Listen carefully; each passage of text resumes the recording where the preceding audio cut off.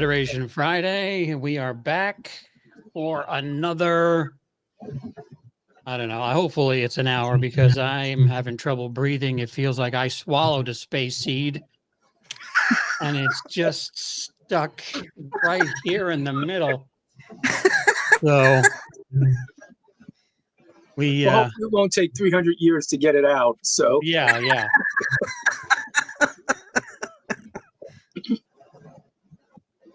I had sausage and peppers, and I think I got one of the peppers down there. Oh, I always get the fennel seeds. So from the sausage. Yeah, those are tough. Oh. So, all right, welcome everybody. We are talking, as if you couldn't tell, Space Seed today. The next episode in the groundbreaking series, Star Trek. I don't know if you've ever heard of it.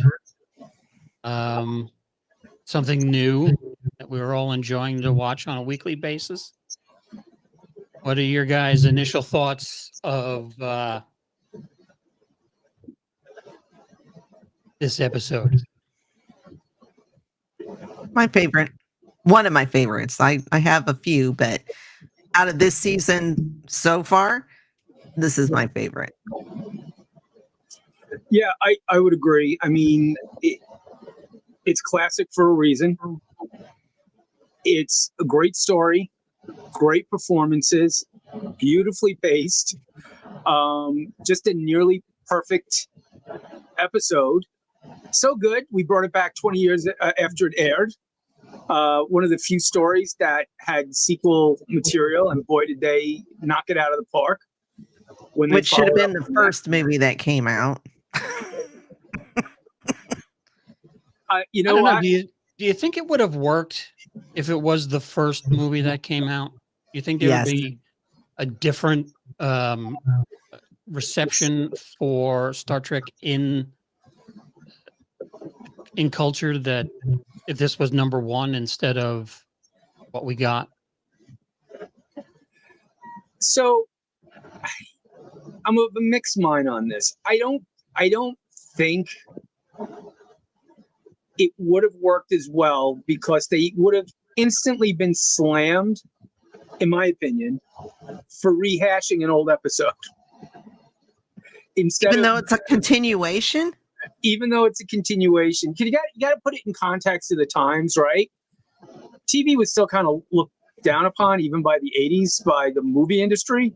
So for them to do a quote-unquote glorified episode may have been problematic. And also, you got to remember, part of why they probably didn't go this route was originally they were going to introduce new characters. You know, Decker, Ilea, and Zahn were all supposed to be regular recurring characters when it was a phase 2 series. So I don't think they had the luxury of saying, let's bounce off something old with all these new people, because it wouldn't have meshed well. Now, I think it was brilliant that after the studio heard the complaints about the motion picture, which I got to tell you, I hated as a kid. As I've gotten older, I have really come to appreciate that movie. Right. Tremendously. And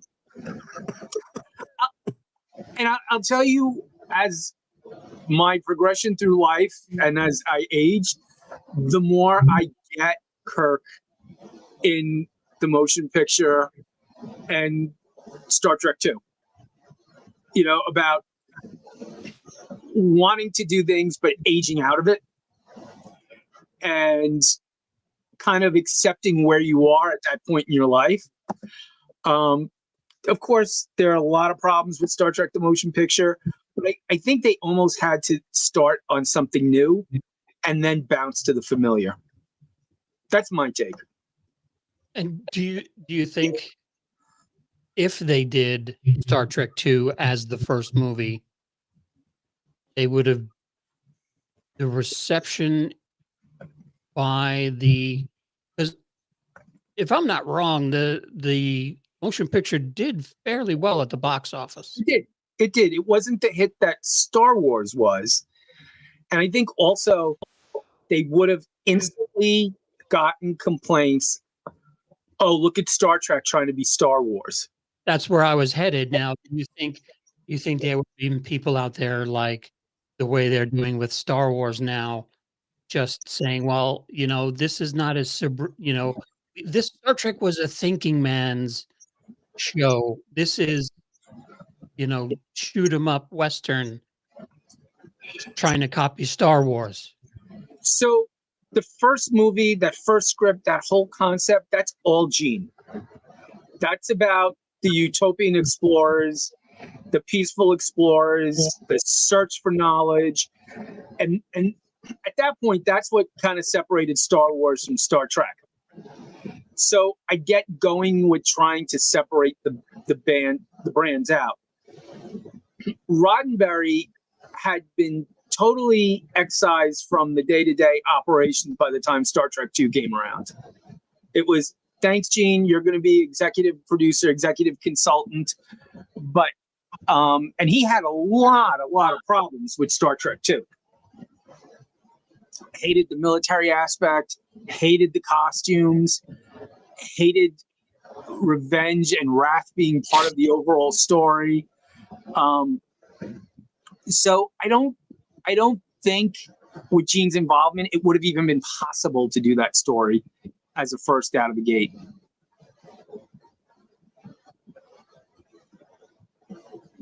Now, where did you guys first see it? Because I know I saw the motion picture in the Kings Park Theater. Me too. On Long Island, at the opposite end of Ben Franklin Crafts. Yep. We probably were in the same theater and didn't know it. Yeah. And that's the days when it ran for like a week and a half, 2 weeks, and then, Chevy Chase was only one screen, and that's what that's where I saw it. Star Trek II, I didn't see in theaters. I saw it for the first time. I rolled my dad's recliner into the middle of the living room in front of our, I don't know, it must have been a huge 27-inch television that was built into a 5-foot wood cabinet, but it had stereo sound. And I watched it on CED when it was released on video. And I can remember sitting there, and the moment that I became a Star Trek fan was when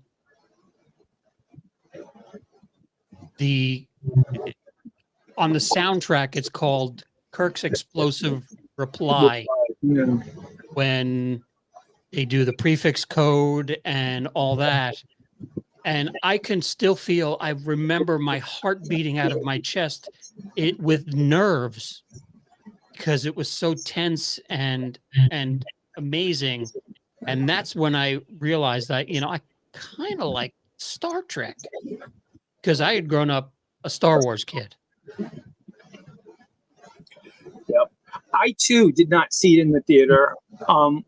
And it's, believe it or not, it's fairly common for people our age not to have seen that in the theater, because so many people were kind of put off after Star Trek the motion picture. I must be abnormal. Well, you're older. I've asked a lot of people, and everybody said, oh, no, I rented it. And in fact, that is the first video cassette I ever rented. Wow. Kings Park Commuter Video on Main Street. I was member number 76. Well, my brother and I, he's the one that got me into Star Trek long before Star Wars came along. And we went and seen motion picture. And we were both severely disappointed. Neither one of us liked it. So when Wrath of Khan came out, of course, even back then, Space Seed was one of my favorite episodes, and I'm pretty sure that was one of his too. So we just thought, okay, we'll give it a chance. So, him and I went and seen it in the theaters. And I mean, throughout the whole movie, we're just looking at each other like, ah! It was just so good to experience it in the theater. Yep. Especially with somebody else who's also a huge Star Trek fan. So Now, do either of you remember in syndication around that time, they did the special? They bought syndicated time to run Space Seed with some interviews in between the commercial breaks to remind people of Khan and what this sequel was based on. I vaguely remember that. Yep, they gave the story, they did like an intro at the beginning, played the episode, then did a little wrap up at the end and kind of did scenes from Wrath of Khan. So, and it was just about, I want to say about the week of or the week before the film released wide. Yeah, I vaguely remember that, but then again, I'm like, well, if you're a Star Trek fan, why would you need remembering? Yeah, I think they wanted to go beyond the Star Trek fan. Like I think they wanted to kind of say, hey, you can come see this and now not be totally lost. Well, I mean, I guess that would have helped me because I had I went in cold because I had never watched, I've never watched Star Trek before, even in, at that young age. And except for the motion picture was really the first Star Trek. I went because it was spaceships. Yep. Including that beautiful 20-minute flyby. Which is one of the things that I watch all the time now. Is the shuttle pod just going up to the ship going, how cool would that be to be there? I will tell you what redeems that movie for me is literally the last 5 minutes. When they're sitting on the bridge and they're having the conversation and Kirk is saying, I think we got this one off to a good start. It's classic Star Trek right there. Like everybody's back playing the notes that they're supposed to play. And, that away. That was classic, and that made the whole movie for me. Other than that, everybody acts out of character. It was more about the effects than the relationships. And by the time this one comes around, they fixed it. They realized what the problem was, and they fixed it, which was great. Yeah. Well, let's get into the episode and see where it all started. Starts in space. How often these things do. Yes. Very strange. And they approach a what is that? A DY? Excuse me. DY 100. DY 100. Yeah, I believe so. Yes.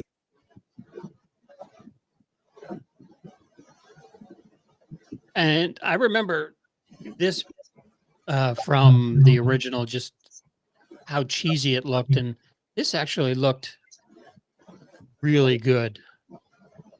Yeah, and you know what I love about that design? It's essentially submarine. It's really just a submarine with that collar of cargo containers around it. To me, it almost could fit like in the Alien universe. It's beat up. It's utilitarian. It's not fancy. You could see this was built for work.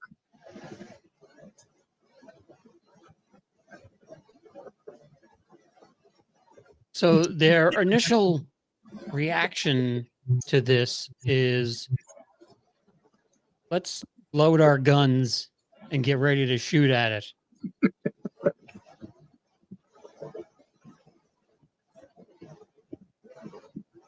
And then luckily the doctor's there to say, hey, there's some kind of hard action over there. And they realize the name is the SS Botany Bay, which, not having seen, this episode before the movie, I always assumed Chekhov was there, and I didn't know what Botany Bay meant.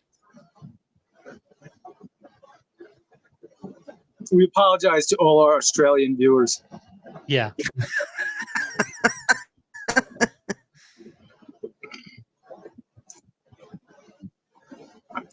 And this is something that I've seen a lot of people critique about New Trek is in 67, 1990 was, you probably still thought it was far away. I mean, it's only 30 years, less than 30 years. what is that, 23 years? Yeah. So, to think the last World War was in the 1990s, New Trek has to update it. So, because they're like, well, we lived through the 1990s and we really didn't have that war that everybody was talking about, but they try and retcon it to fit in like we're, stupid or something. Yeah, I mean, there's been a lot of novels and other things that have tried to explain this. And there's a great series of books. It's a trilogy about Khan, his rise, his fall, and his exile. And the way that they explain it is more that it was a clandestine war, that this was all going on behind the scenes without people in the time realizing what was going on, but only after they were exiled did everybody piece it together. And they kind of weave in historical events, like remember the big Bhopal chemical leak in India?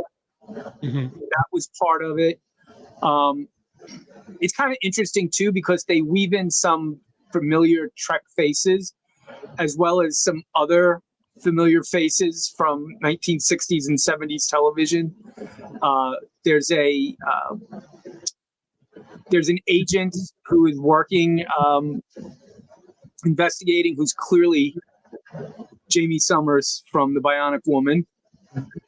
And I believe Diana Prince makes an appearance, as well as Gary Seven and his assistant. But they have tried too much to retrocon it. I mean, just somebody pull the damn trigger and fire the bombs, and then we'll be back on course.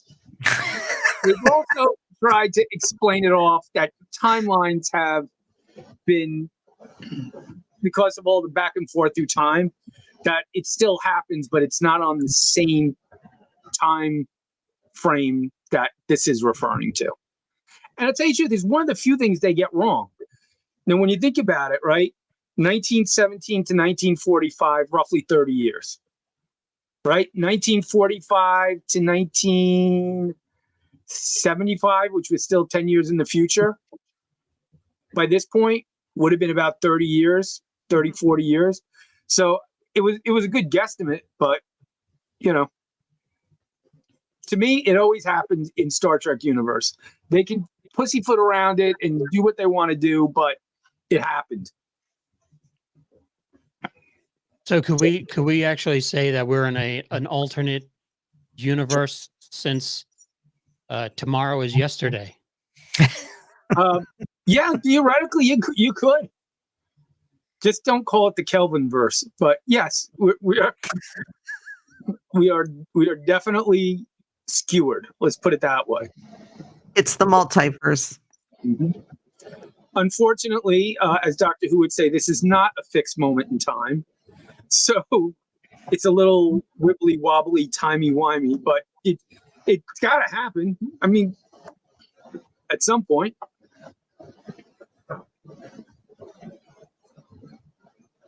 So they let us know that our scientists were selective breeding to improve the species, which I guess is a callback to the 30s. Were they were doing that in the 30s, right? So The 20s and 30s, it was a monster fad, especially in the United States. so I mean this is a decent callback to history as it was. Yeah, I always thought it was odd that coming from Spock, because if any race in the Star Trek universe would attempt something like that, Be the Vulcans. I would think it would be the Vulcans.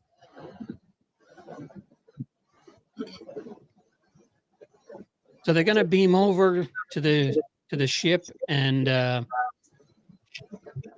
they need a historian. So they get what was her name? Marla MacGyvers. MacGyvers. She's a painter and I guess sculptist, and she was just coming in to continue her painting of the I guess that a gladiator or Roman soldier.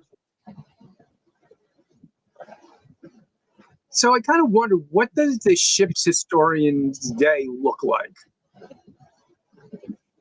Painting, Well, sculpting. This looks like it's her off time. She comes in, she puts her little.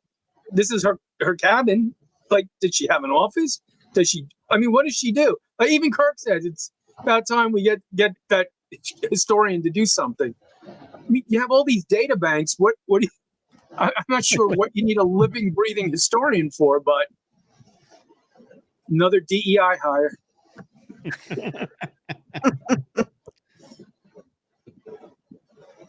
So then we cut over to the Botany Bay, and they beam in. Did anybody mention if there was an atmosphere? Yes.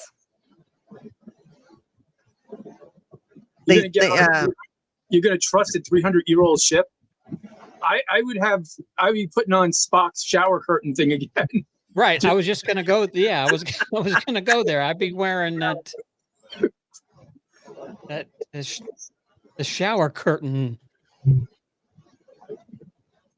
Well, I think they could detect it from the ship, because I think it was Spock that said something about, well, it looks like somebody's expecting us because the atmosphere is coming up. Yeah. And the ship was turning itself on, right? Mm-hmm. And here are the guys assuming the position I take in every MRI I've had in the past 2 weeks. It's just once I want to be rolled out of that thing and go, how long? 25 minutes. Oh, never mind then. So you have MacGyvers and Kirk listening to the doctor, and then Scotty completely ignoring everybody, looking at the controls, going, that's pretty nice.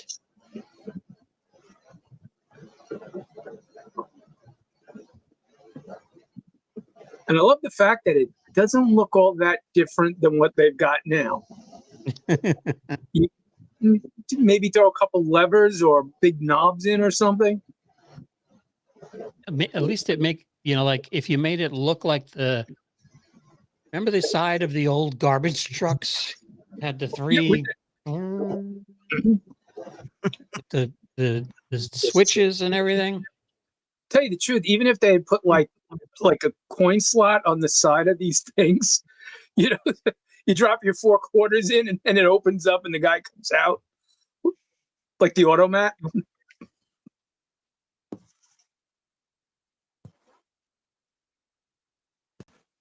So 2018, What was the reference to that? That's when suspended animation kind of went out of use. Oh, okay. Yeah, because it took so many years to get from one planet to the other. So we should be traveling roughly at warp now. Elon's one man. Give him time. So what is that? What does that do to First Contact?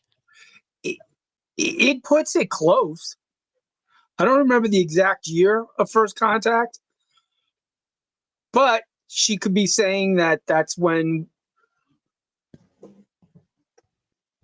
Here's my take on it. She's either saying that's when we invented something faster, or between 2018 and when Zephyr Cochrane invented the warp drive, there really wasn't much space exploration going on.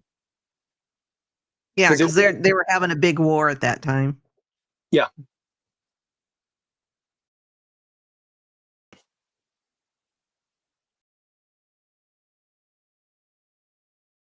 And there he is in his it looks like you almost, if he just, that's an outfit that where if he just bent over and crouched, you wouldn't be able to see him. Yeah. That's his stealth outfit. Caught in a fishing accident. Now, you know, So- somebody was the last one in and they just do that on him. Wait till he wakes up and sees what he's wearing. Oh, he's going to be pissed. A practical joke 300 years in the making. Actually, it was fully gold. The goddamn moths got to most of it in there.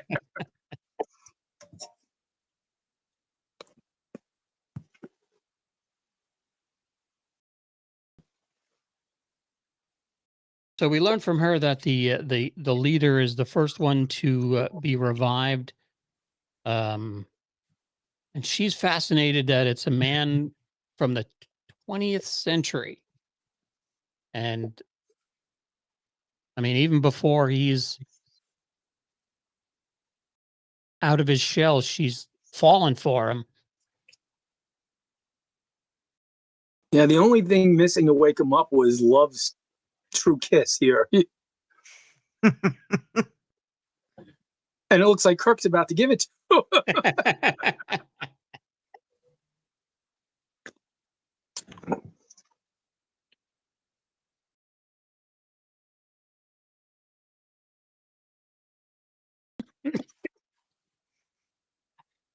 About 6 inches. No, I mean, how long have I been asleep?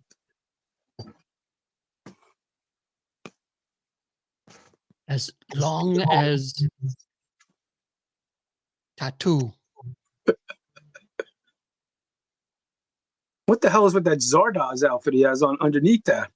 Yeah, that borrowed straight from Sean Connery. Yes, I worked in a Zardoz reference. Thank you very much. Well done. That's Thank why you. you're here. Yeah. This was a cool shot. Yeah, I was just going to say, this is a beauty remastered shot.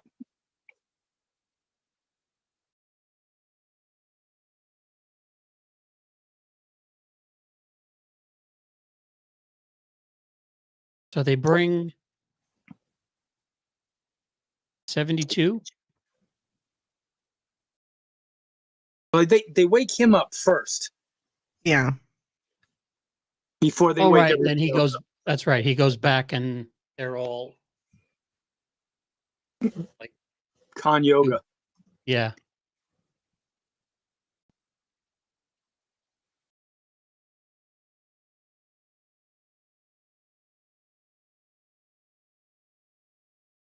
There's a total of 84.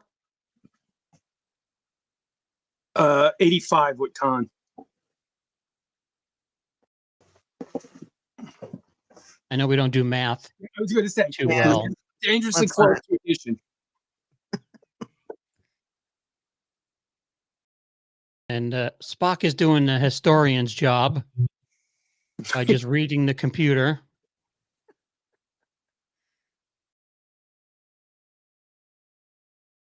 And now, do you think they deleted the memory banks? Well, later on in the episode, he basically says, "Would you want war-weary populaces knowing that 85 Napoleons were still out there?" So, yeah, I think that was purposely left out of the data banks.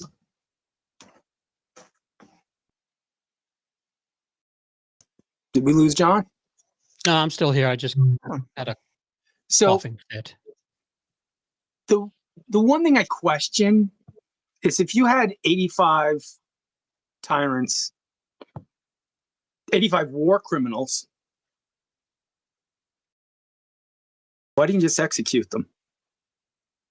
Clearly, it's a violent period in Earth's history. I don't think people would be as morally opposed as they are in the 23rd century to doing it. What was the point of just sending them out there? And that is why Spock has that look on his face. Can't figure that out. Why didn't they just kill him? I just kind of figured they left on their own volition. So that's a good point. I don't remember that being the case in the novels, and it's been a long time since I read them. But they were exiled. I seem to remember they were exiled. They didn't exile themselves. They didn't pull a Yoda saying, "I've been beaten, I got to go someplace." They were kind of forced out. And there's nothing mentioned about that in Star Trek 2, huh? No, there's really no backstory given outside of the events of this episode. Right.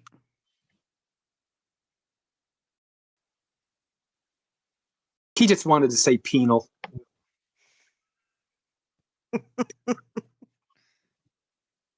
Oh, now everybody's saying it.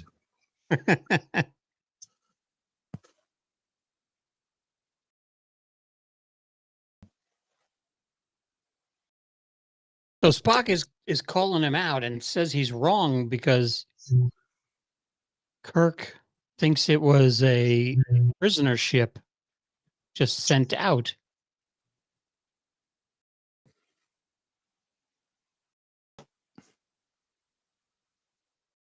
I guess we know Spock is wrong, right? Yeah, they both at this point have their concerns. Spock can't find a record. Kirk is wondering about the name of the ship and the circumstances that would have set it out. So it's a nice little scene where they're kind of playing off each other's concerns.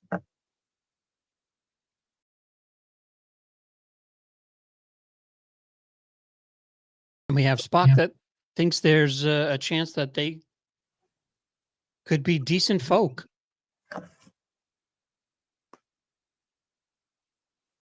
And there's a nurse there with some, I don't know, degreaser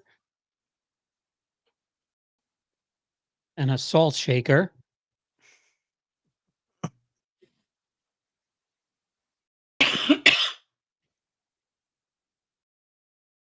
And I like the way when he decides he's had enough of the questioning. He like, I have grown fatigued. I've grown fatigued. I'm feeling tired. Growing fatigued. Oh, again? Didn't you just nap for 300 years? Well, it's very hard to get comfortable on those sheets. The little metal things all over them.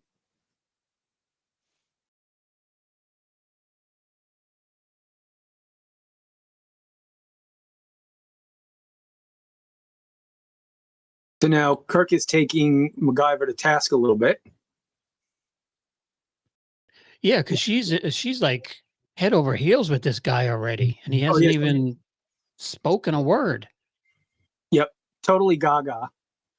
He doesn't point out the fact that she assumed he was a Sikh when he was coming, when she was looking at him through the glass, when he's not wearing any of the traditional Sikh attire, nor does he have a beard like typical Sikhs wear. But she's like, Right. I bet he's a Sikh. And I bet you finished dead last in the Starfleet history exam.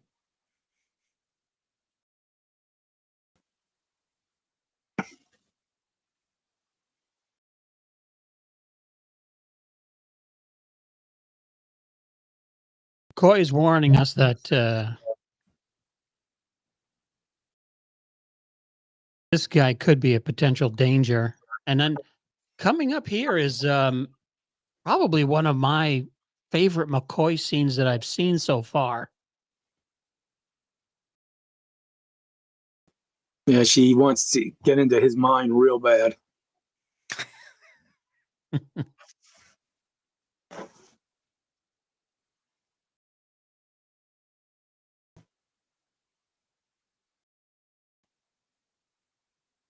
He could have been a psychiatrist. And Khan wakes up with a headache. I guess the black paint in his hair. Not a hair out of place in 300 years. That's quality product. Yeah, really. What does it say on his? Does it say anything on his shirt?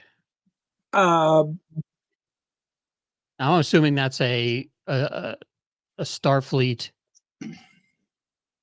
I think hospital gown. I think that was left over from the real early episodes when some of the tech guys had those things that said USPA on it, United Earth Space Probe Agency. It looks very similar, but it looks like the symbol was changed a little bit up. It looks like the what is it? What do they call that doctor symbol with the two snakes? The Creduce, whatever it's called. Yeah, Yeah. they may have, but I don't. I hope it's not unisex because it's pretty revealing. It is.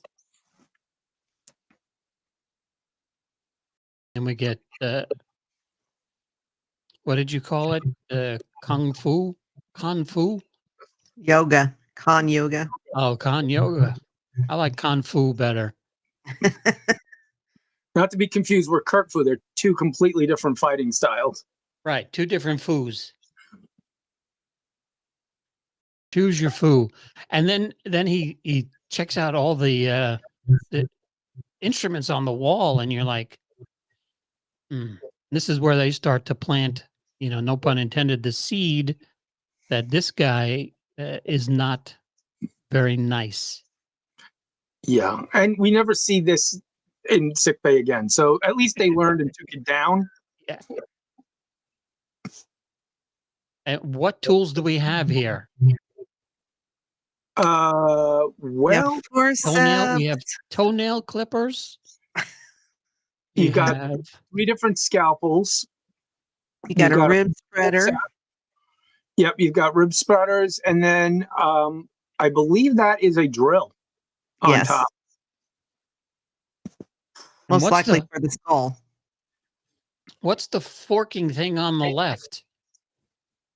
Rib spreader. Rib spreaders. That's no, not the two like. Oh, that thing underneath? Next to the nail clippers. Yeah. They believe that's a retractor. You just use it to pull tissue back. Pull the muscles and skin back. Yeah. Stick your finger through the hole and then yank. Yeah, or some kind of cheese cutter spreader.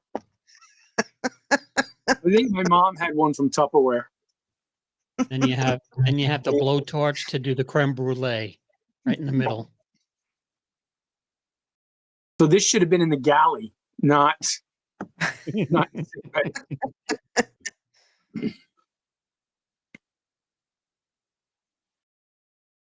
And he goes for the big knife.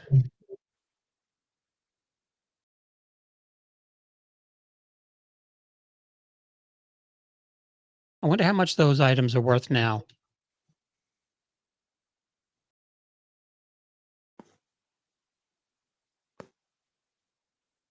He goes in to check up on him, and Khan takes the knife and, I mean, right to the throat.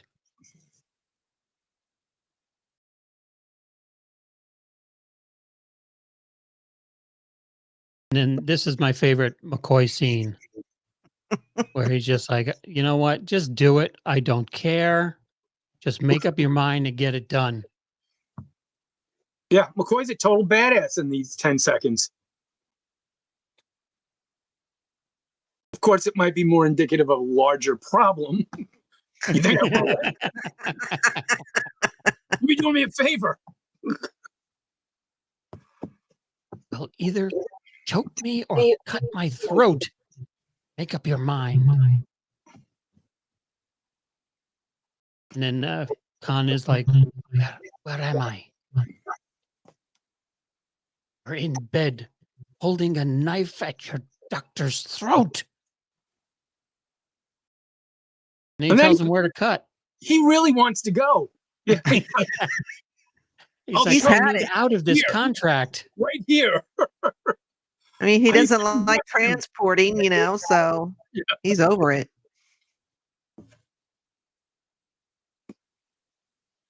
They'll just print another one down in the transporter bay. He did it again. We need another copy. This is McCoy 4.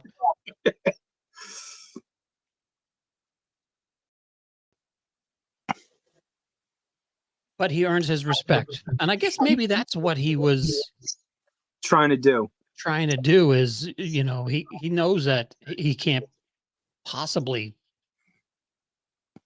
take him in a fight. So maybe if I act like a badass, he'll respect me a little. Not like unlike Kirk. And to me, this is a total character moment for Khan. This is so in keeping with his mindset. He's a warrior. He's a leader. And he does respect that show of strength, even in the face of knowing he would easily be defeated. I like that. It shows that he has, at least at this point in his life, he does have a code of some sort. Until his own, you know, power cravings come into play. Then it kind of goes out the window. So he asks, you know, where are we? And McCoy tells him you're aboard the Enterprise and your captain. He's got many questions. I want to talk to him. And well, Kirk decides that he's going to keep everybody asleep until they reach Starbase 12. So does he realize that we got issues here and I don't need 72 more of these running around? Maybe that, but also the fact that they tried to revive, what they say, 12 earlier and lost them. So I don't know if they tried to revive them or the systems just failed. Like I actually went back to double check that, and it's not clear. Still a better ratio than Charlton Heston's crew made out. They lost like 25% right out of the gate.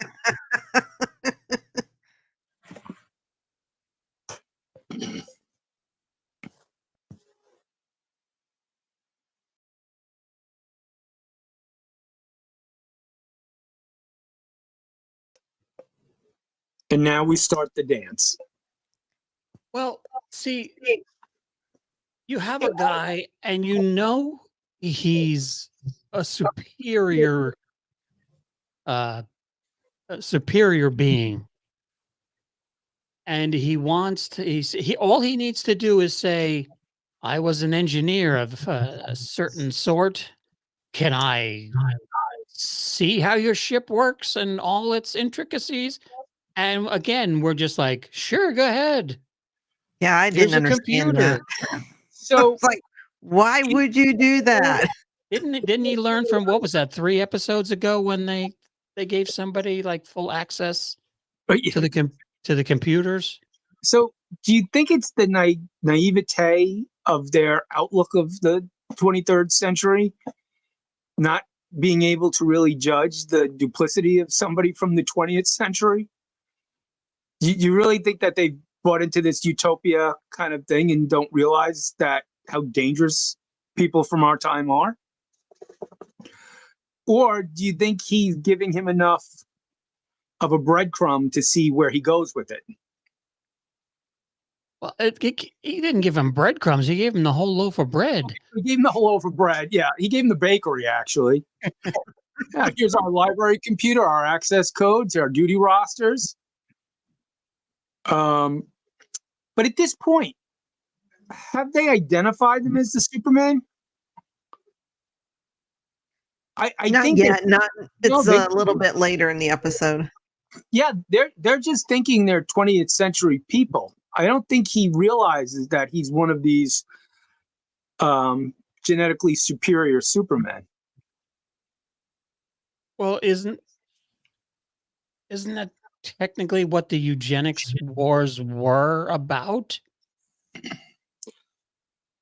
Yeah, but they could have been refugees. You know, until they connect the dots and say, oh, you know who this is? This is Space Hitler. Of course, now I remember him from the books. They don't really see the threat. They're suspicious, but they don't know what they're dealing with yet.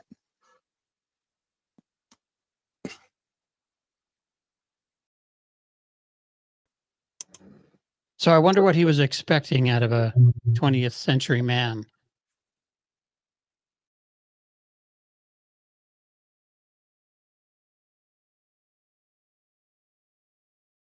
We have Spock mentioning that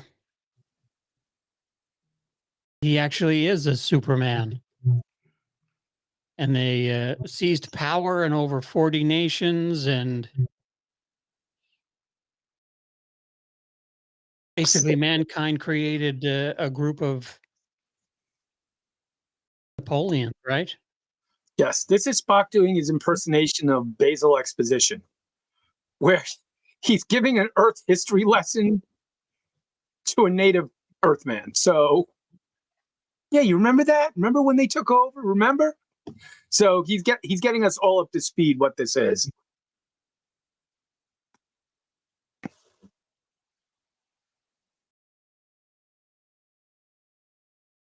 So Spock says there were 80 to 90, and we counted 85 before.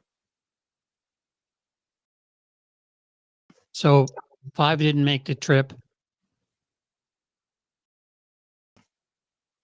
Got hung up in at the airport trying to find a parking space. Well, to be fair, to get to the spaceport, you got to transfer through Atlanta, and you know it's always a mess.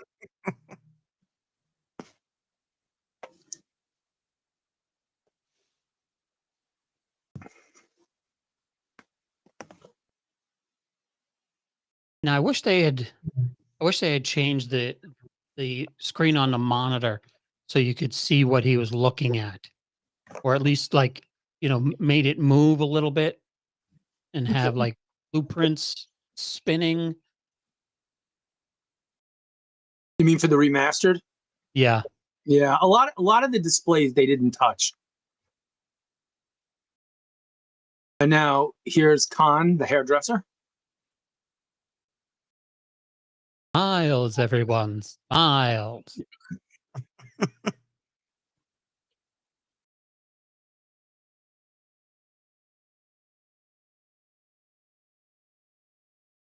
And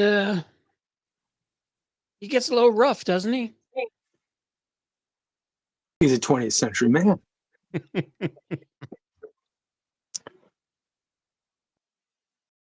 That's what she said. Sorry. So Wow. we're going to feed Khan a Superman. He's going to have green and orange and red cubes of, I guess, fruit and a plate of celery. Yeah, not exactly the banquet I would want after 300 years. Are you enjoying? Are you enjoying your Play-Doh cubes? You know, like, yeah, I really, that's the most insulting banquet I've ever seen. And to boot, they took one of the sheets from sick bay to use as a tablecloth. Although they got some nice Tranya glasses on the table. Nice to see them pop up again.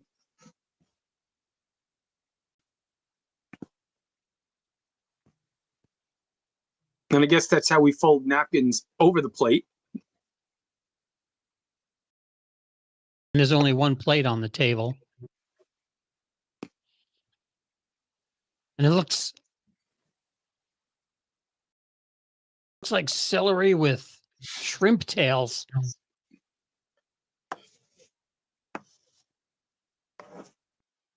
And everyone's like, we got dressed up for this. They should have, they should have had McDonald's.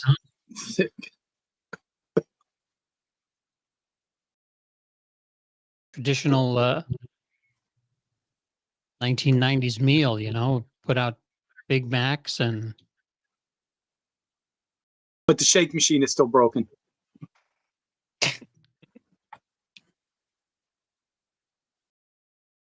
Who do we have on the walls here? We have that's not Thor, is it? It could be Eric the Red. Oh, right. Didn't he say Eric something Erickson. or other? Leif Erikson. Yeah. And then looks like Napoleon down there. Yeah. Yes, that's actual size. That's life size painting. Yeah. 1-to-1 scale of Napoleon.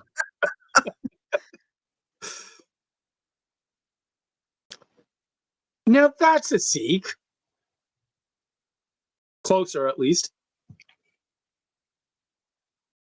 So she's on to him.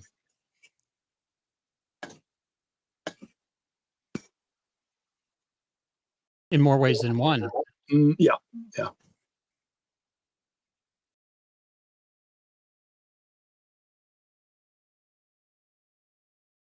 Then we get some Khan action.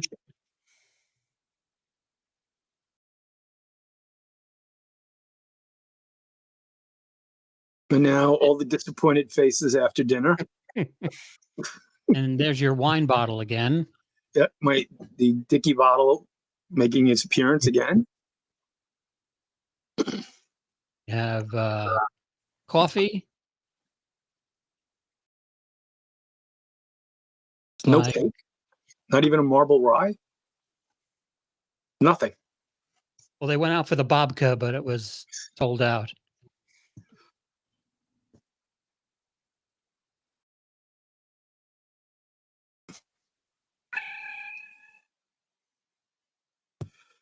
So we get the back and forth here until they trick Khan into losing his temper.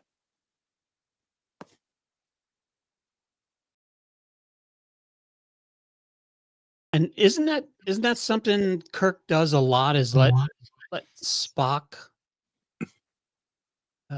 egg on the enemy, and he just sits back and is ready to. He's like studying what's going on. Yeah, they play good Spock, bad Spock. Like watching. I don't know if you're watching the Traders. Like watching Boston Rob around the table, letting everybody do his dirty work for him. It's good to be the captain.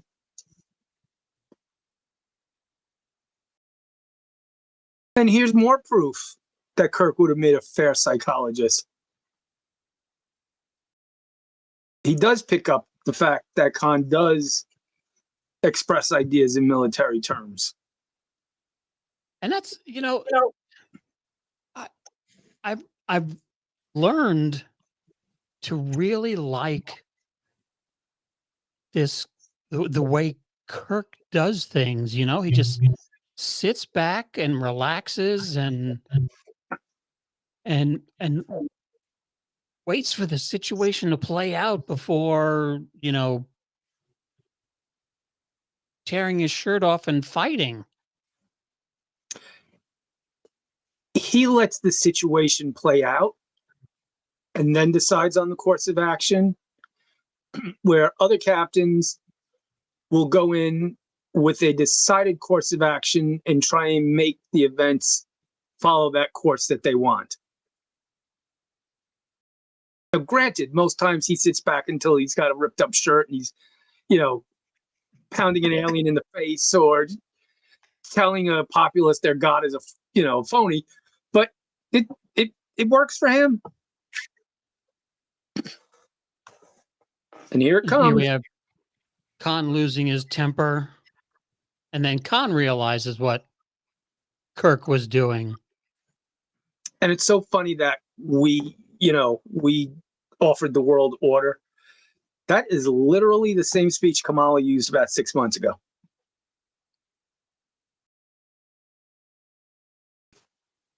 And now he's tired again. I got to go.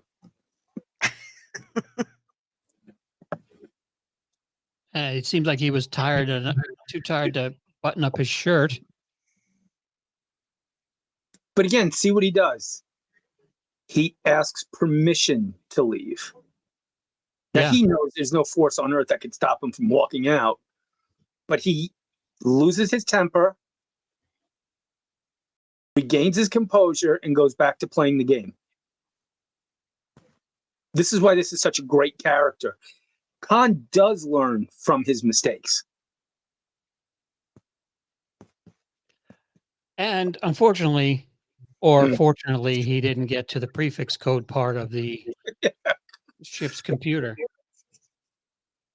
Well, back then it was just 1, 2, 3, 4.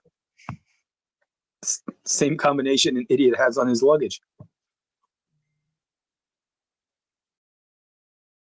So now Khan is gonna make an attempt to. He's decided that this is it. I've had enough. I'm gonna take this ship.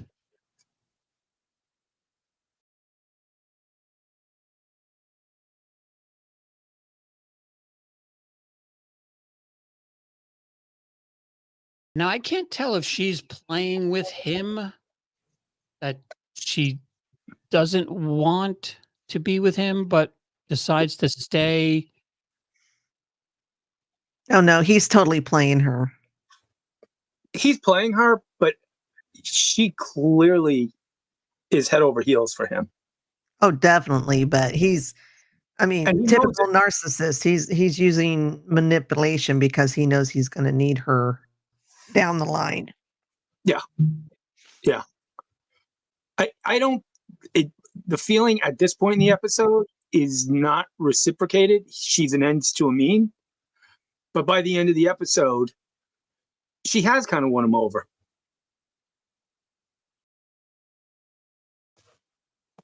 He's just had enough. He's not used to having to answer to people.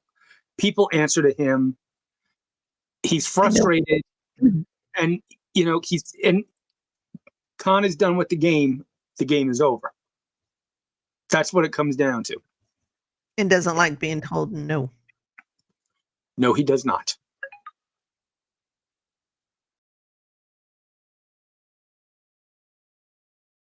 And he really puts the screws to her here by telling her, no, now you have to ask to stay. And kind of gets her to humble herself in front of him.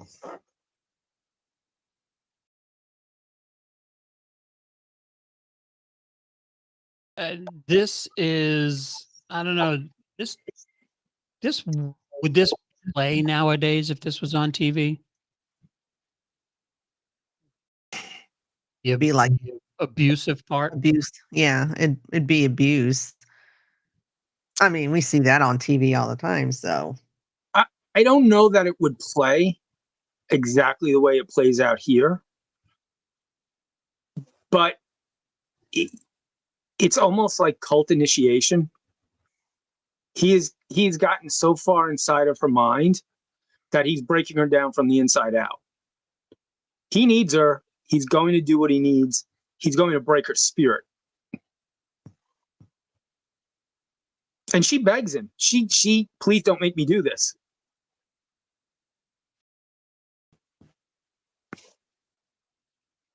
And he tells her exactly what he's going to do. You know, he's going to take the ship, and she kind of has second thoughts, so he just throws her away. Now, do you think he does this because he knows she's not strong enough to go tell anyone? That she feels that she has no choice but to go along with him? Why else would you tell her your whole plan? He knows she's not gonna go tip them off.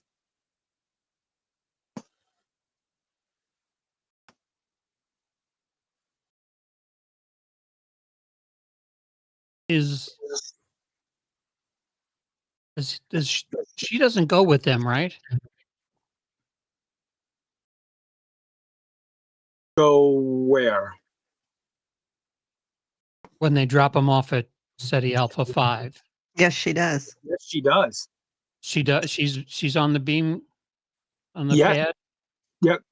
Even in the movie, he makes reference to all the people that the SETI Alpha eel killed, including his beloved wife. Mm-hmm. Okay, so that's what I was going with. You know, that's his wife that Mhm. we hear that he lost. Yep.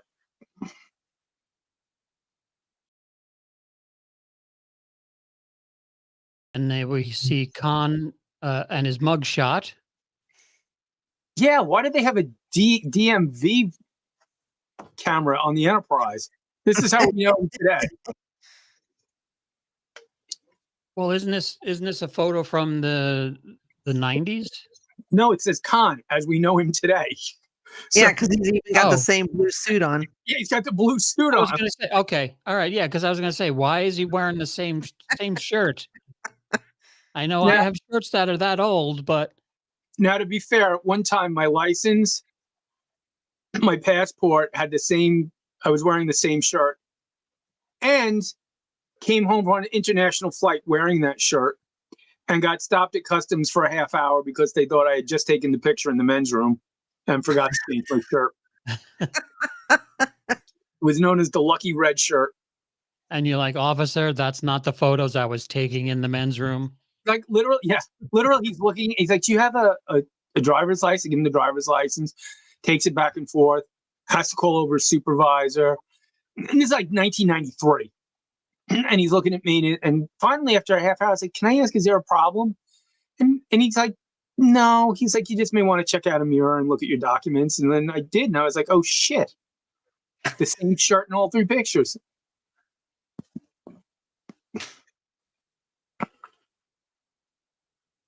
And that's the flashback.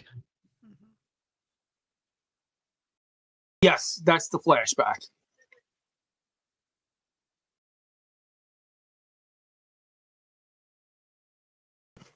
So now Kirk gets hero envy. Oh yeah, I didn't recognize him without the red jumpsuit. And Scotty too, right? Scotty says he always had a begrudging respect for this one. Yeah. They all loved him. The whole table. Shit.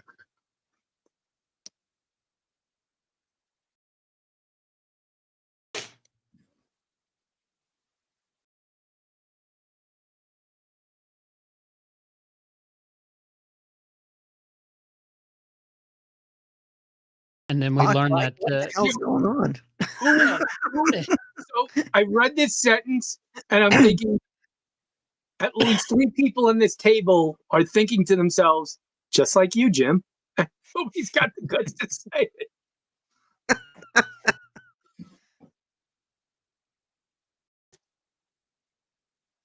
they put security on his quarters, and I don't know, they give him a uniform. instead of his jumpsuit. Yeah, that would seem like an odd choice. Why we put him in a uniform? Although we did Captain Christopher uniform a couple episodes ago. Now, what's that thing in his hair? Is that a hair clip? I think it's just a tie. Yeah. You have a ponytail? Well, the hair was long. It was almost like Worf style there when he took it down. Like down here. So now he's back to his 90s do.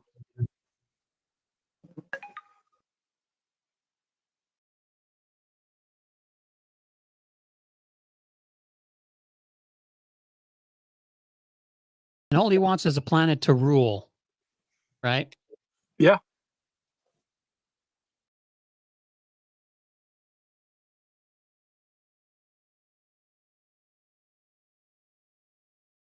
And the thing is, Khan is right.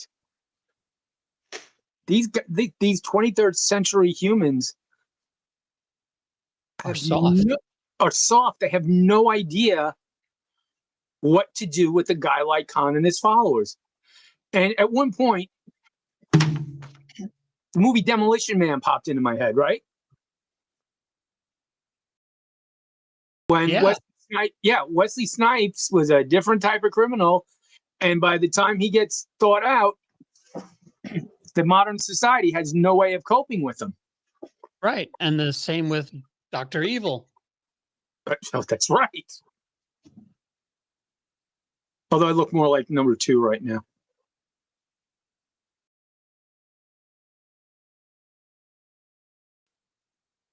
So we do Kung Fu, and we're going to Miyagi the door. I wonder if he tried the button. He didn't. He didn't. It's right there. Well, they said it was locked from the outside. Oh. And, well, there's security doing a hell of a job.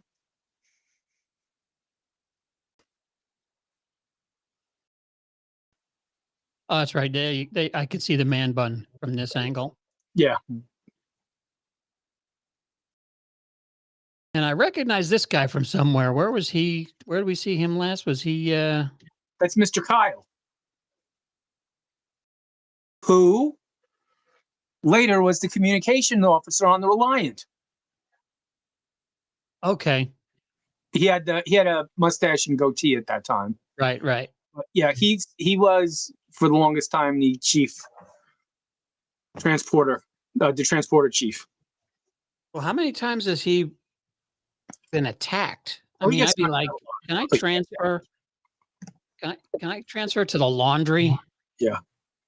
In later episodes, he had requested padding to be put down around the console, so when he fell, at least he would get a concussion every time. And this was pretty cool, the way they just tossed the ship aside.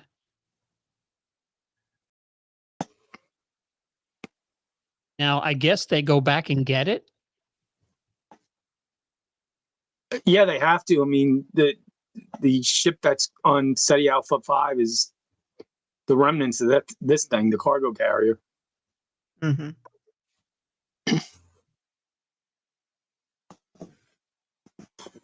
Now, I believe it's one of these two gentlemen here.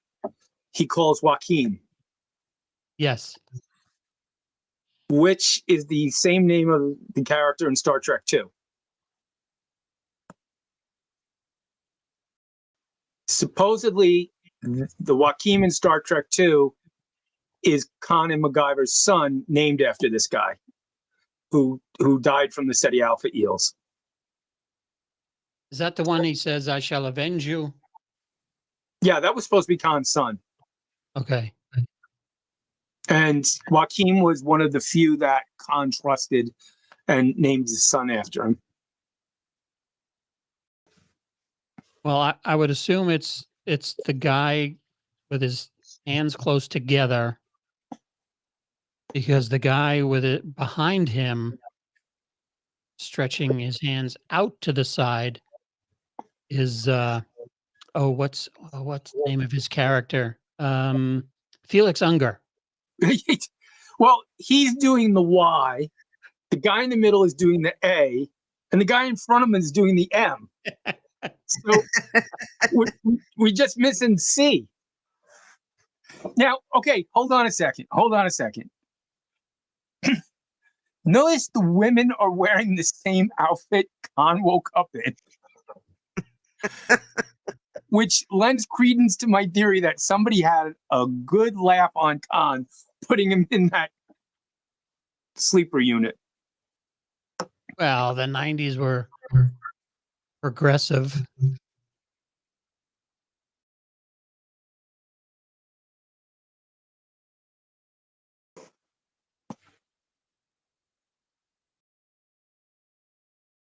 So now we're cutting off all communication, operation, and life support to the bridge.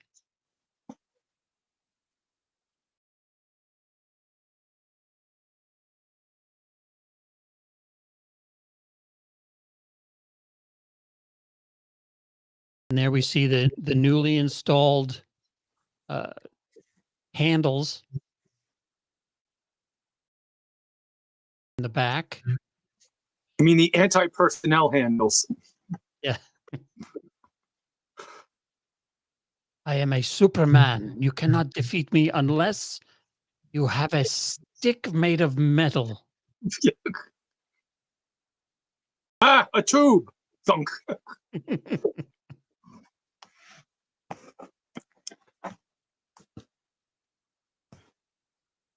So nice to know they have procedures on board to repel intruders.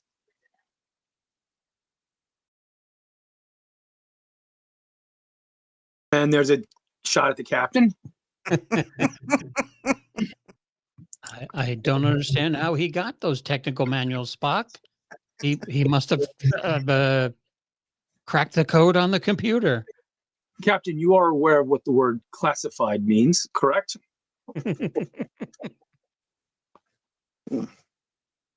All the technical manuals were in my garage behind my Corvette.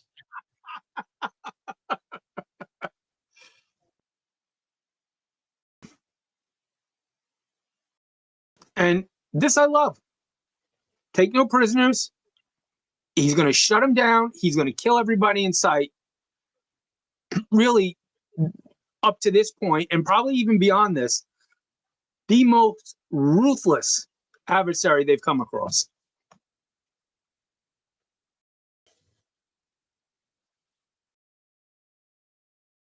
Who else was it that said, I don't breathe air, I'll walk, crush your dead corpses? Abraham Lincoln. No. After that. Wasn't there a movie or a Mother Teresa.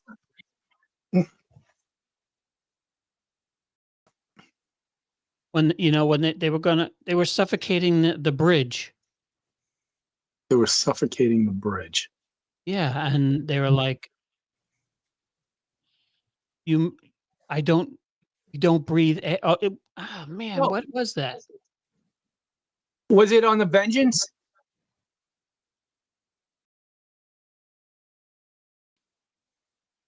Was it Into Darkness? I vaguely remember the line.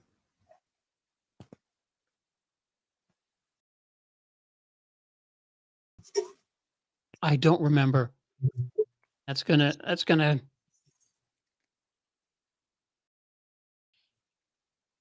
eat at me. So now we toss the ship away. Kirk using his last breath decides I take full responsibility. Wait, can you just go back one slide here? What's with the dude on the right? Who collapses on a rail like that and doesn't fall over? That drove me nuts when I saw it. He's like standing. Yeah. He's totally faking it for a day off. Workman's comp. Luckily, Kirk is the only one still sitting in his chair and didn't fall down.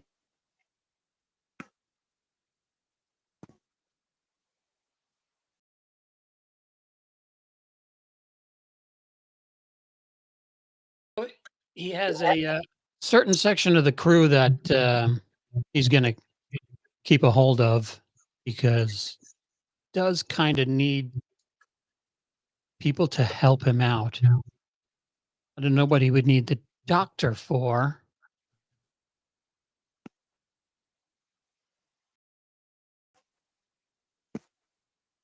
To fix the people they beat the crap out of who don't go along. Now, how did Spock get there? Did they all pass out and they just... Yeah, he took them off the bridge after they passed out. That's pretty much the whole bridge crew. And nice redress of the set from the dinner. The cage. Remember where you watched an episode of Star Trek where they watched an episode of Star Trek? Oh, I thought this was the dinner table. No, this is the courtroom.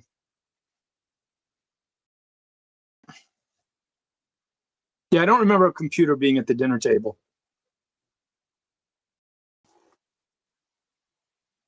And Uhura gets roughed up pretty severely here. Yeah, she did a good job in this too. Oh, you know what I just noticed? Look to the right of Khan's shoulder. It's very hard to see. But I think that's Angela Martine. The girl's husband died and then went to that pleasure, Uh-huh. And I think that's the guy who was with her. Nice use of background. In fact, actually, I was reading Angela Martine was supposed to have lines in this episode that got cut. So I think that's her.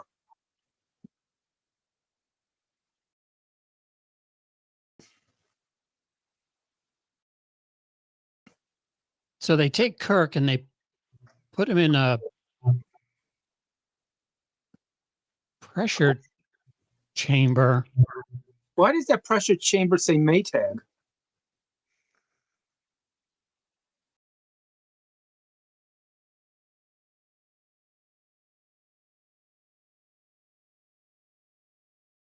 So they're going to suffocate him again because once wasn't enough. So this is Khan going full Bond villain. Yeah. Instead of just saying shoot him, we're gonna what does Dr. Evil say? We'll put him in an unnecessarily complicated mechanism and hope it all goes to plan. And we'll all just assume he died. Assume it goes to plan. What? I could go down there with a gun. Shoot a phaser and shoot him right now. So he threatens to throw everybody in the dryer. And everyone seems unfazed.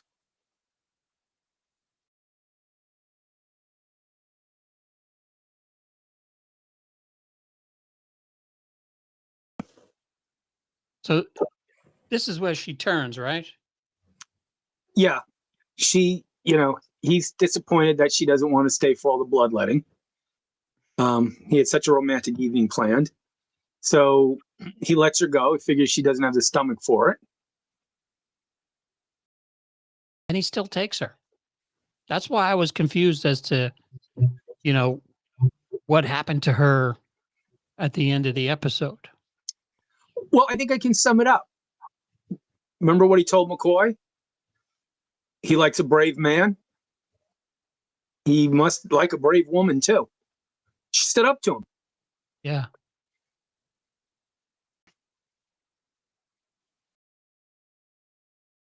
Now, these are their Earth uniforms, right? Yeah.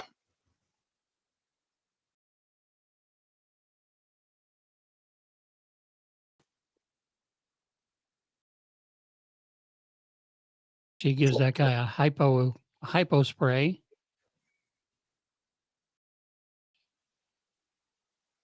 And that the door was pretty intricate for this episode, for this series.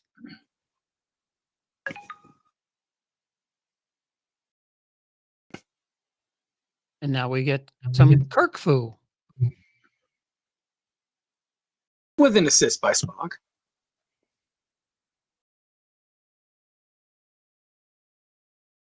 So this is a section of sickbay we never see again. I think we do see it one more time. The decompression chamber. Now is that in case they're on a water planet and you get the bends? Get the bends? Yeah.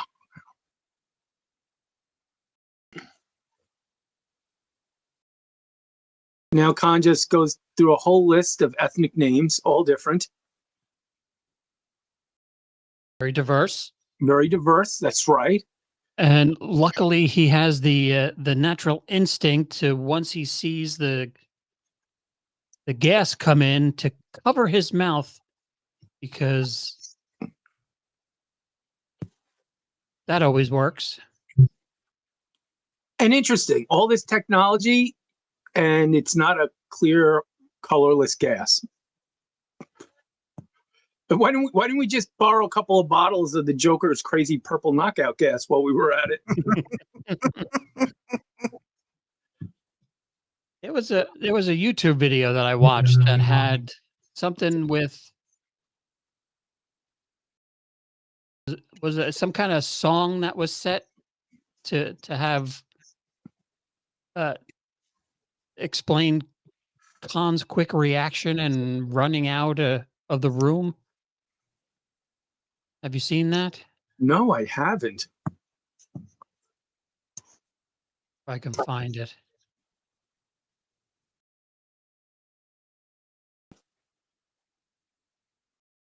Well,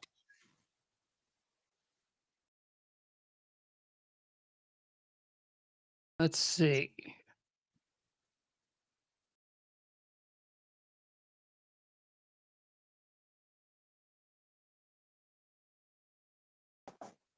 I think it was YouTube.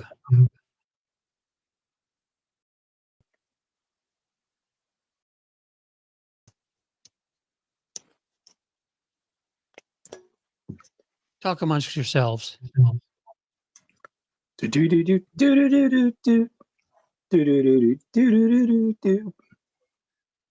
Boy, he really does take off out of there, doesn't he? That guy that's sitting down in the yellow shirt there, or gold shirt. He hasn't moved yet. Well, yeah, but when Khan runs out, and then he gets up and he's like following him out, and then for some bizarre reason he just turns around, runs back in, and just splays across the table. I'm like, what was the purpose?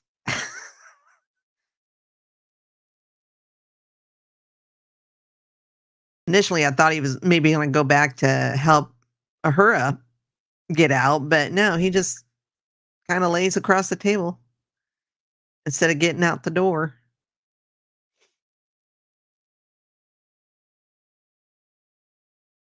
Yeah, I don't see it anywhere. It also could be because I'm using Bing.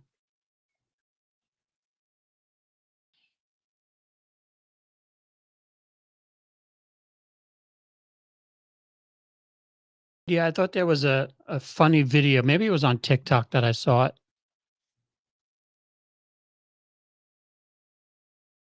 Where he just like says he grabs his face and runs out the room, some kind of rap song or something like that.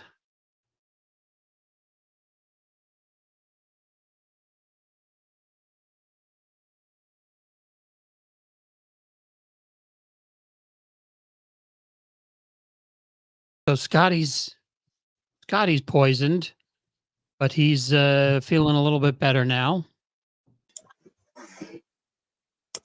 Well, with everything Scotty's taken into his body, the poison gas probably is the least of his concerns.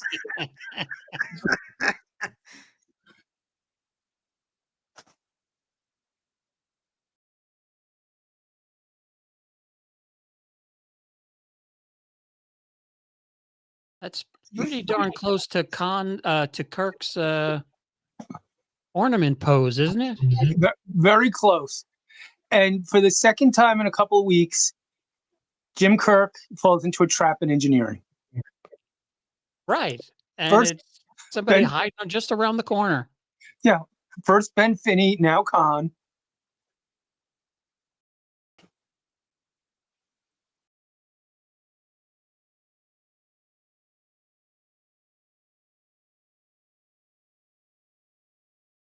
Now, this always cracks me up. So you broke the handle, but there's still a phaser there you could pop out and use.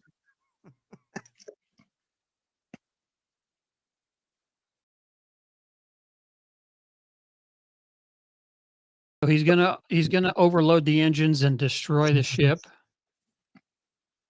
And we start the typical Star Trek end of show fight scene. Mhm.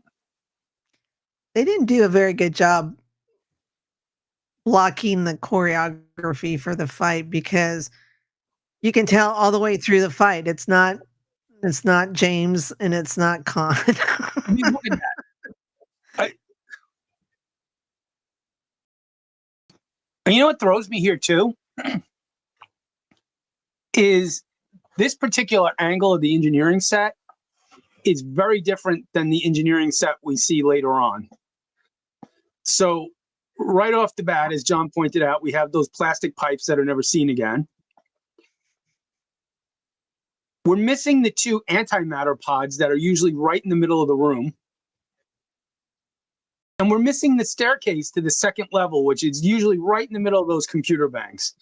So this whole set kind of got a refurbished. And if you look too, the ridiculous giant knobs and gears on the black control panels, it seems to not be a lot of things to be running a ship of this complexity. So my hat's off to the production team for spending a little money and eventually giving us a really great engineering set. Not this one. So now we have these two strange guys fighting. One climbs the invisible barrier chain link fence. That keeps the radiation out. What is this move? If you did this on the playground, oh my God.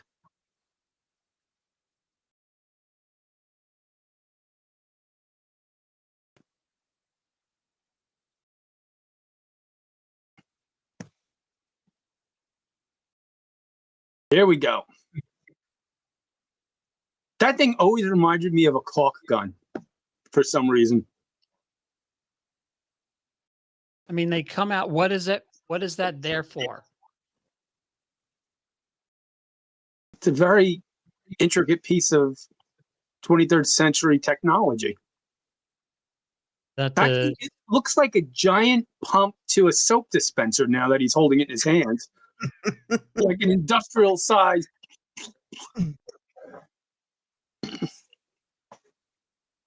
So the guy that can crush a phaser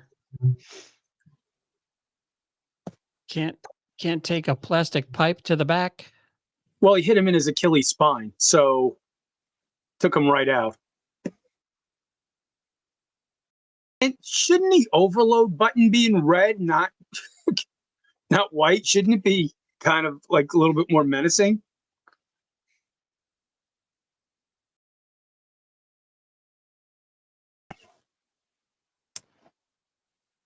So they win, and I mean,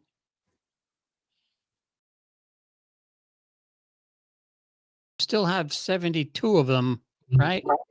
Mm-hmm. Can't they just try again? I mean, they're Supermen.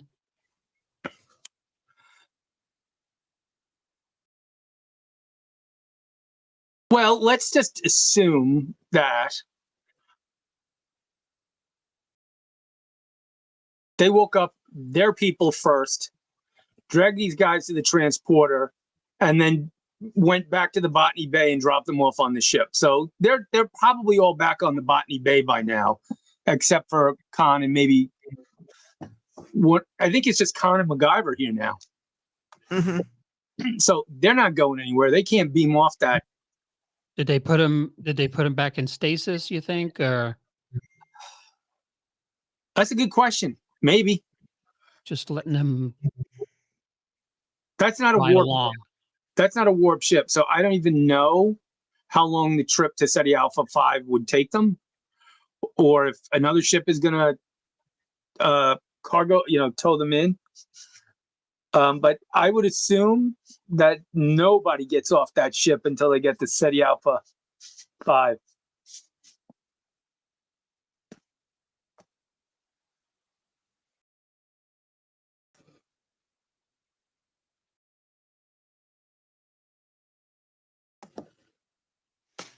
And here we set up the second movie.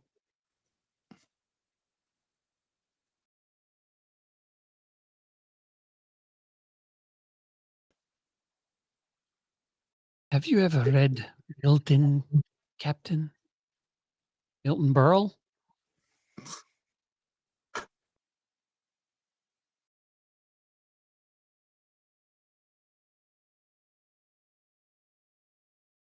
So it gives MacGyver a choice: either court martial or go with him.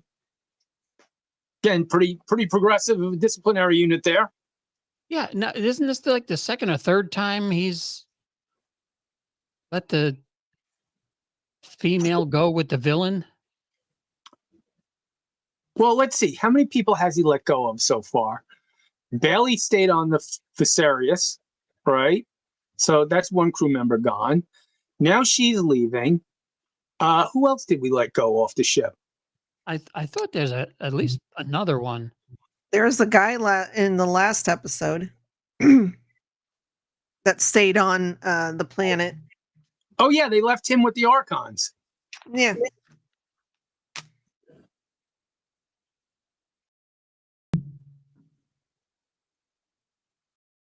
And I love the end of this episode because it does end on an ominous tone with Khan saying, "I got exactly what I wanted, a planet to rule over."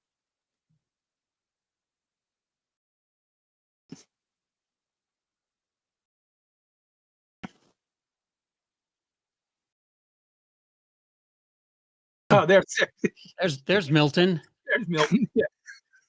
It's totally take my stapler. So Milton does make an appearance in this episode.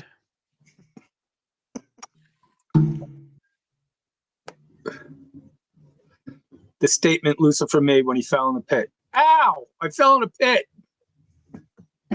I'm quite badly bruised. I'm okay. It's very warm down here. A lot of flames. I've been badly burned.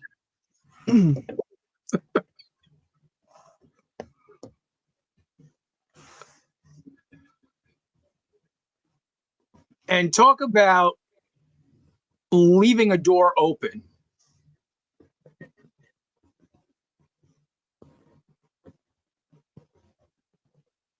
So how many years was it? 20? That's math again. Oh, hold on.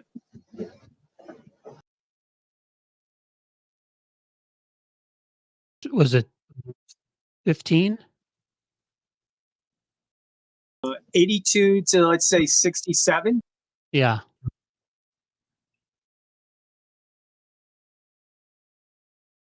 I say 15. All right, so let's say, for the sake of argument, we say 15. It's Kirk's fault. You knew what you just left out there. All right, so let's do the math. This is not the podcast for math. We've all agreed on that. 1982 minus 1967. It's 15 years. 15 years? Is that your final answer? I did it on the calculator, so yes. Okay, let's see. I'd like to phone a friend. Okay, let's phone a friend. Who are you going to call? Stephen Hawking, but he's not picking up. No pun intended. Answer to be 15 years. All right, 15 years it is. So Okay, is that your final answer? Final answer. Okay. And it is 15. Starfleet never checked on me. All right, congratulations. Starfleet never even put up warning buoys around the system to stay away. Right. It's some kind of satellite that says, yeah, turn away. Warning, you are approaching even Talos 4, you got warnings that you were approaching a system that you shouldn't be approaching. Mm-hmm. And 15 years later, the Saratoga, I'm all right, Reliant, just happens to be in the same area, the same system. And on top of that, no long-range scans, nobody picked up the explosion in that system. Yeah. So I don't blame Khan by the time we get to Wrath of Khan for being a bit ticked off. Yeah. Now, how long did he say it was? Was it 6 years after we were left here? It was shortly after they got there. I don't remember if he gives an exact time frame. I think he does. Just trying to remember the words, because he's like, this is SETI Alpha 5. SETI Alpha 6 exploded 6 years after we were left here. I think it was 6 years. 6 months. Oh, 6 months? Yeah. Okay. Yes, 6 months. I got the 6 right. You got the 6 right. Yeah, so within 6 months, the planet is laid waste. He's lost a significant number of his followers to the eels, but they survive. And he's right. It's only because of their genetically bred intelligence and strength that they're able to survive in such a hellish place.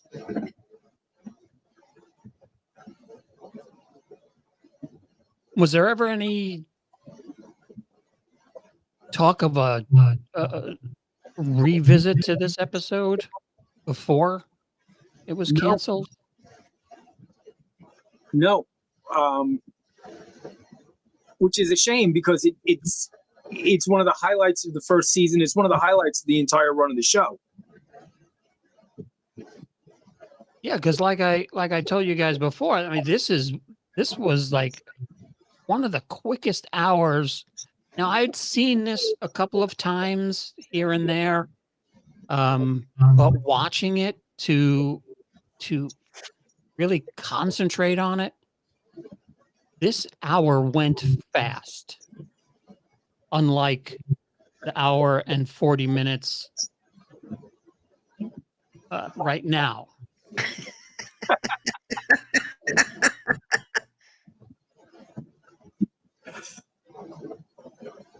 But yeah, this has got to be my favorite episode so far that we've covered. And are there any ones that come close or top this on your list? In a couple of weeks. Yes. We've got some good ones coming up in the next couple of weeks, some solid. I would say we definitely go out on a high note.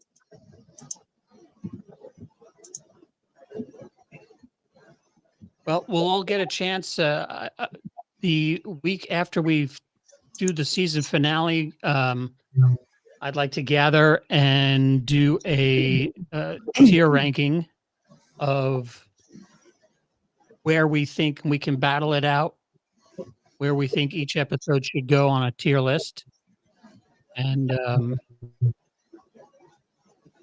get some input from the people watching in the comments of where they would like to place certain Trek episodes. So until then, we will see you next week. What is next week's episode? Next week is I lost my paper. I don't know. hold on. I'll tell you right now what next week is. Is it Armageddon? Not Armageddon. Taste Yeah, of Armageddon. Yep. A Taste of Armageddon. Yes. Sounds interesting. Any good? Yeah, I think it's a great concept for an episode. It speaks about war and the cost of war and our ability to kind of put that aside to keep civilization moving forward. So, and a little bit of action. Yeah, I enjoyed this episode. Don't recall this ever being one that I've seen, so hopefully it's as good as this one. Keeps my interest. Did my camera go out? You've been frozen for the last. You've been like Luke Skywalker, or you've been Han Solo on For his way 45 on his minutes way at to least. Jabba the Hutt. You've been frozen for hours.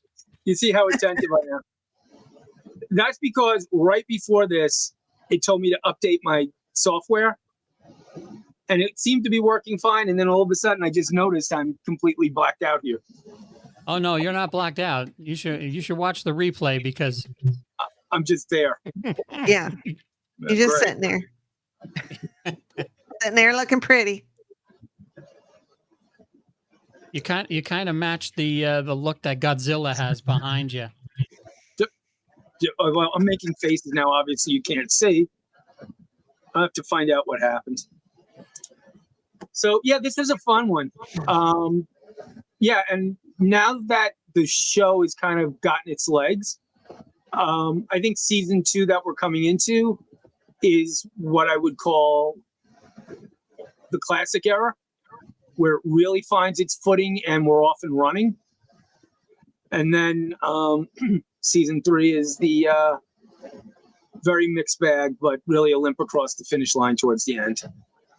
Now, what do you guys think about putting a Khan on the Enterprise?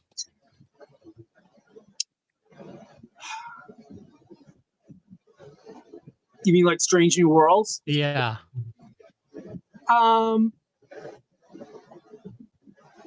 Mixed feelings. I think, I'd tell you the truth, if she had kept her identity a secret, that would be like, oh, Ensign Hitler, welcome aboard. Maybe you don't want to go with that one. Yeah. I think the character is great. I do like what they've done with her. But again, I felt it was a little shoehorned in.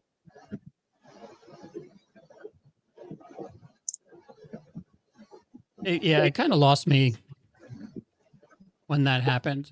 I guess I don't know. Well, I guess we'll discuss it in 17 years when we get to Strange New Worlds. I was going to say, I guess Khan's seed wasn't just relegated to space. Ooh. Where is it? Hit it. There you go. All right. Thanks, everybody. Thanks for watching. We really appreciate it. Deb, what do you got coming up this week? MCU Monday. How long until Captain America? 2 weeks? February 14th. Which would be? Drum roll, please. I don't know. 14 days from tomorrow. Oh yeah. 2 weeks. 2 weeks. Not only can this podcast not do math, I Keep can't your do calendars. calendar either. It's been a long day, folks. Marty, what do you got? What do you got? What are you doing? not much. I'm actually probably going to book my tickets for Trek Long Island 3 coming up Memorial Day weekend. Still getting some guest information about it. Had a ball there last year, so looking forward to it this year. And hopefully maybe this time I can get some interviews.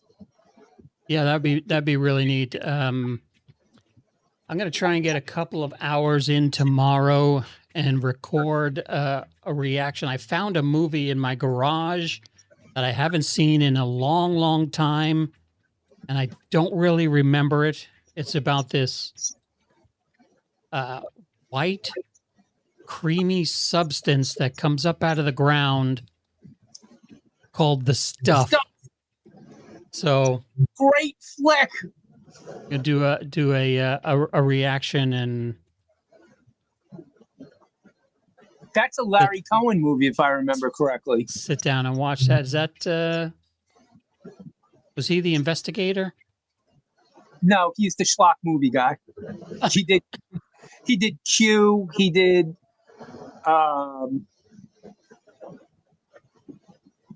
Maniac Cop. I mean, he did a lot in the 80s and 90s. I believe Michael Moriarty is in that. That's okay. Well. That's who I'm thinking of as the actor that's in it. Yeah. As well as a young Paul Sorvino not playing an Italian. And Garrett Morris. Fun movie. Go with the concept and just run with it. I've seen it before. I just don't remember it. So, because it's been so long. I think I used to watch it on Showtime when you could stick the baseball card in the dial and descramble it. So, well, thanks everybody. The box with the single rocker button on top that you would have to turn off and on. Why you would ever turn your Showtime off, I have no idea. Yeah. We will see you again next week. Thanks for joining us. Don't forget to like and subscribe if you like this kind of junk. We'd appreciate it. We're the podcast for you. That's it. That's it. Memberships and super chats are now open. So if you want to become a member at the Khan level, I don't know what that gets you. Or there's the Kirk level. Still don't know what it gets you, but we're working on it. It's a new adventure. We'll see you again next week. Good night, everybody. Good night, everyone.